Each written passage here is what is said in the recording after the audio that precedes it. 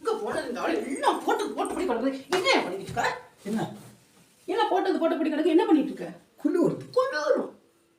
குளிராம இருக்குமா? உடைக்காங்கல்ல.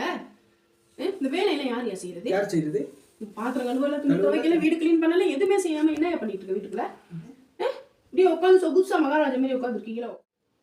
எல்லாம் போட்ட கண்டிஷனுக்கு எல்லாத்துக்கும் ஒத்துக்கிட்டு அக்ரிமெண்ட் கையெழுத்து போட்டல. அக்ரிமெண்ட்ல கையெழுத்து வர வாங்கிட்டீங்களா? அதெல்லாம் வாங்கிட்டோம்ல. அது எப்ப நடந்துச்சு?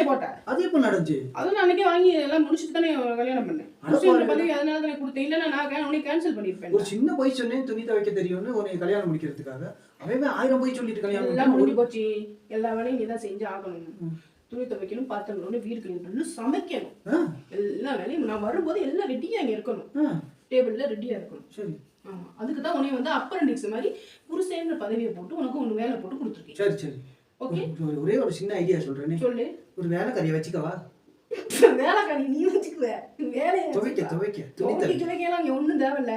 நீங்க உங்க வேலையை நீங்க செய்யுங்க. வேலைக்காரியை காசு போட்டு கொடுத்து சம்பளம் கொடுத்து வைக்க முடியாம தானே உனைய கட்டிட்டு வந்திருக்கேன். Be careful. போய் சமைக்கிற வேலையை பாரு. நமக்கு சமைக்கவே தெரியாது. சமைச்சு வச்சா நல்லா திங்க மட்டும் தெரியும். இது தெரியாம லூசு போய் என்னென்னமோ சொல்லிட்டு போட்டோம். போற வாரம் போட்டோம்.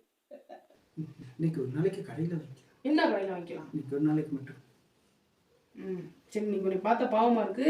போய் 2 பிரியாணி வாங்கிட்டு வா. போ. ஒரு வாங்கி ஞாபகம் வந்தீங்க வந்தாரு.